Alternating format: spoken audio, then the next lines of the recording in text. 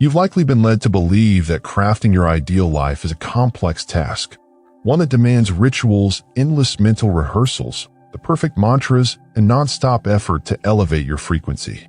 But what if the essence of quantum manifestation was astonishingly effortless? So effortless, in fact, that many completely miss its core. Right now, you exist inside a living, intelligent field. A field brimming with infinite potential. One that responds not to how much you try, but how deeply you align with truth, with the order God has embedded in all things. Yet most people treat manifestation like a battle. They try to dominate their current reality using brute mental force. They chant phrases that don't resonate, picture futures they quietly doubt, and force cheerful thoughts while their body remains tense, anxious, and gripped by lack. This is where it all unravels. Because in a divine quantum system, forcing creates resistance. Let's return to something profoundly elegant. Manifestation isn't about getting what you want. It's about stepping into the reality where it's already yours. It's not about reshaping the outside world.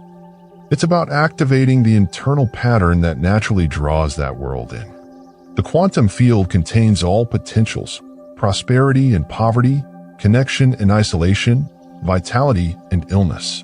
They already exist as dormant probabilities, waiting for a signal. And here's the critical point: that wave of possibility doesn't become your reality until it meets an aligned observer. That observer is you, your perception, your attention, your inner state. These sculpt your experience. But many people are caught in contradiction. They focus through fear. They obsess over what's missing. They emit a signal of lack while hoping to attract abundance. But to the language of the field, that's static, not clarity. You've been conditioned to chase after outcomes. But real creation comes when you transform into the person who no longer needs to chase. The one who remembers, I'm already linked to the life I seek. The field is simply awaiting my clarity. My task isn't to force, it's to become transparent. So why is this so rarely practiced? Because real simplicity disarms the mind. Because releasing control feels unnatural. Because surrender can feel like defeat. But here's the paradox few acknowledge. The moment you stop grasping, the field can finally reflect back what you desire. Let me offer an example. Think of a time when something unfolded effortlessly. Maybe you encountered the right person by chance, stumbled on an opportunity, or had a breakthrough idea during rest. What's the thread connecting those moments? You weren't striving. You weren't clinging. You were receptive, tuned in, present. That's the unseen system at work, whether you realized it or not. Because this field doesn't interpret language, it interprets essence.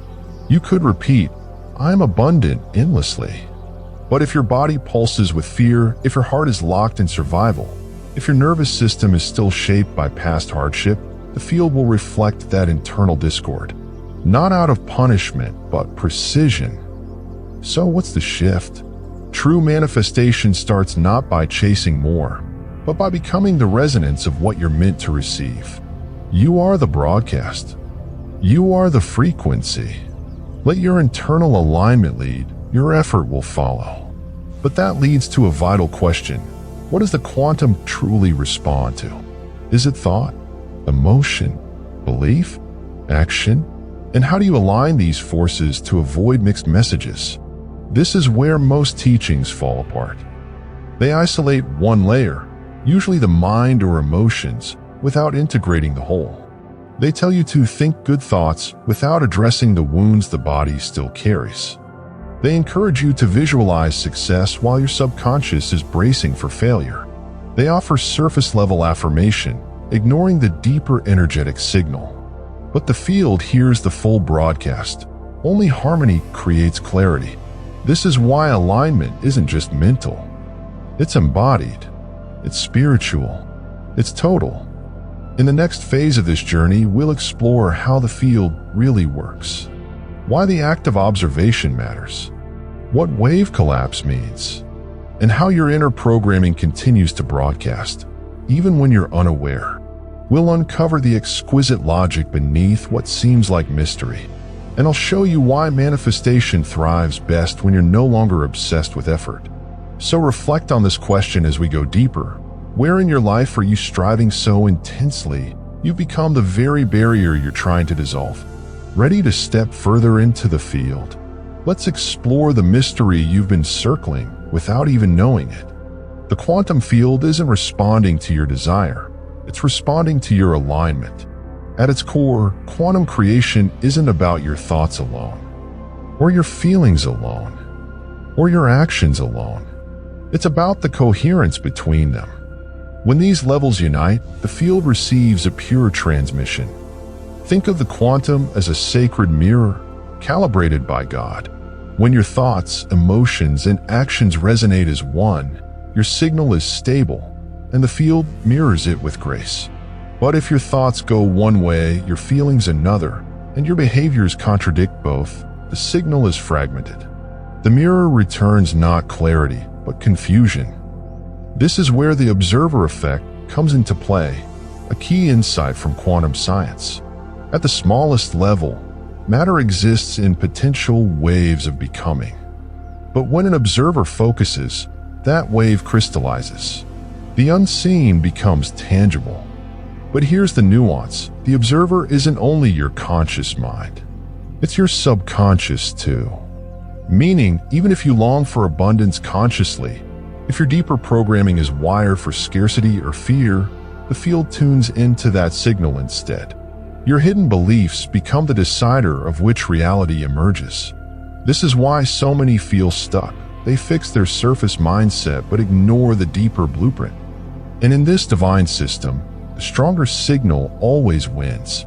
But there's more. Scientists like Dispenza and Lipton have shown that your heart has an electromagnetic field far more powerful than the brain.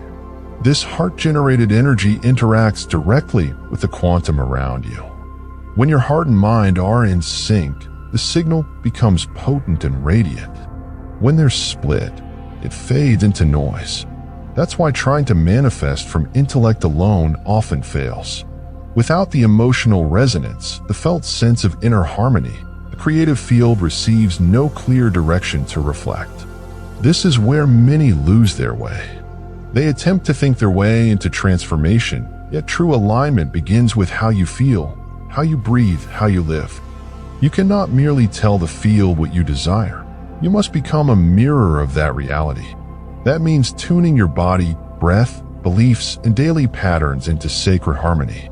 It's not a performance, it's a way of being. Take this into real life. Imagine you're seeking love. You may speak affirmations, build dream boards, or visualize a partner. But if your soul carries wounds of unworthiness, if your nervous system flinches in fear of rejection, if your heart is guarded and afraid to open, then the field reflects that inner discord. What returns is more searching, more yearning, more fleeting connection. It's not punishment. It's precision. The field is echoing your dominant inner tone. So what must shift? Shift into coherence, into feeling whole now. Practice the emotion of what you seek, even before it shows up. Embody the inner experience of already having it, so that timeline can be drawn into form. You radiate the frequency first, and the shape follows. Now, this may sound like a heavy task, but here's a gentle truth. The more you release your grip on outcomes, and the more you learn to care for your internal state, the faster everything unfolds. This is why the video says it's simple, yet so few ever live it. Because the human mind complicates. We crave blueprints, hacks, guarantees. But the field isn't mechanical. It's alive. It's responsive. It's listening not to your effort, but to your essence. So here's a moment I invite you to receive deeply. Take one breath now. Notice your body, how it holds itself, where tension lives, what stories are playing quietly in the background. Now soften. Just for a breath. Release the need to fix. Let go of the urge to control. Feel what it's like to be at peace here, now, without anything needing to change. That is where your real power begins. Before we continue, I want to invite you into something deeper.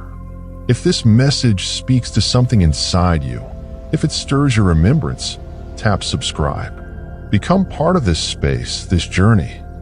And in the comments below, write just one word. The word that reflects the energy you want to live in this week. Maybe it's ease, or courage, or faith. Let the first one that arises be the one. Type it, name it, declare it, because naming is alignment, and alignment is everything. Are you ready to uncover the most overlooked secret of manifestation? The part so simple, it almost feels like a loophole. Let's go deeper. Why do so many stay stuck, frustrated, unfulfilled, despite all the books, courses, and endless videos on manifestation? The answer is both profound and uncomfortable. Letting go feels unnatural. The human ego clings to control. We've been conditioned to believe that worth comes from effort. That struggle proves we deserve. That force equals success. So when we meet a sacred path like quantum creation, one based on trust, alignment, and surrender, it scrambles the mental code. We still try to force what can only be received. But the very act of forcing sends a signal of distrust. Let's explore this. Those who struggle to manifest often fall into what I call the control trap. They declare abundance, but compulsively check their bank accounts in fear. They write about love, but anxiously scan their inbox. They pray for health, but search their bodies each morning for symptoms. These acts send mixed signals, messages of doubt dressed in hope. Why does this matter? Because the field doesn't speak English or affirmations. It speaks energy, and energy never lies. You can say all the right things, but if your system is trembling in fear, if your thoughts run in loops of anxiety, if your heart is flooded with survival hormones, the field hears that frequency. This is why so many are exhausted. They're doing all the right things, but from a place of urgency, lack, and fear. So they keep looping, manifesting more waiting, more efforting, more longing. Because they're not living in the timeline of receiving. They're stuck in the frequency of chasing. Here's where it gets deeper. Your subconscious runs nearly 95% of your life. It shapes your reflexes, beliefs, emotions, and identity. You may consciously want breakthrough. But if your inner script says, "I'm not enough, nothing works for me," or "I must struggle to deserve," then those hidden codes will collapse every new timeline into the old. That's why affirmations feel hollow without embodiment. Why visualizations fade without nervous system healing. Why action alone leads to burnout when it's not rooted in identity. So what do? First, understand this isn't an add-on. It's not about doing more. It's about remembering who you already are. It's a return to your true resonance, to becoming the version of yourself who lives inside the life you desire, even before it arrives. So if you seek abundance, practice generosity now, not when the money comes. No, treat yourself with grace. Release control. Align with trust. If you long for love, cultivate it now. Love yourself with compassion. Open your heart. Soften the walls. Live as though you already are whole, because you are. If you seek health, stop scanning for lack. Start nourishing what is already well. Step out of fear into reverence. Celebrate the body you have while guiding it towards strength. And here's the divine paradox. When you stop needing it so desperately, it flows more freely. Not because the field plays games, but because you finally stepped out of the way. So I ask you, where in your life are you still holding the reins so tightly you become the very resistance to your own breakthrough? Pause with that. This is not about passivity. It's about shifting from force to faith, from control to sacred co-creation. And that shift, quiet, radical, real, is when the quantum begins to move. In the next section, I'll share practical, gentle techniques that help you realign. We'll explore how to dissolve resistance without bypassing your emotions, how to build trust with your inner mind, how to enter your desired timeline, not as a visitor, but as its rightful inhabitant. So again, ask yourself this. Where in your life are you gripping so tightly that you become the block you keep trying to overcome? The field reflects what you embody, not what you perform. It does not respond to striving, to frantic fixing. It responds to coherence. And coherence begins with interruption, not forceful, but faithful. Not loud, but real. Sometimes it's as simple as pausing mid-anxiety to take one conscious breath. As intimate as resting your hand on your heart when shame starts to speak. As brave as asking, what would the version of me who trusts God fully do in this moment? And then choosing one small, aligned act from that answer. Here's what most don't realize. Divine reality doesn't require your perfection. It only requires your alignment. Coherence is when your inner life, the way you think, feel, act, flows as one river, not many opposing streams. It's when you stop reciting faith but living fear. When your body, your decisions, your tone, your prayers all begin to move in the same direction. Even a moment of that harmony creates a magnetic current, pulling new realities toward you like gravity. Let's bring it home. If you seek abundance, practice giving, not just of money, but of presence, attention, time. Tell your nervous system there is enough, even when the outer doesn't reflect it yet. If you seek love, practice openness. Let yourself be seen. Speak honestly. Become the safety you long for. If you seek health, honor your body. Not from shame, but from sacred stewardship. Feed it, move it, rest it like it was crafted by the most merciful. This is the path. It is simple, but not easy. Because it asks you to go first. To feel whole before the proof arrives. To live from faith, not lack. And this leads us to one of the most distorted teachings in the manifestation space, emotional regulation. Many believe this path means feel good all the time. No, it means feel truthfully and return to alignment when you stray. That means holding space for grief without drowning in it, letting fear speak without letting it steer, meeting anger without shame, and choosing to respond rather than react. You will wobble. You will have days where fear knocks again. That's not failure, that's life. What matters is not that you fell, but how you return. So here's a practice. Pause, breathe, ask, what timeline am I agreeing with right now? Is it lack or provision? Fear or trust? Waiting or receiving? No judgment.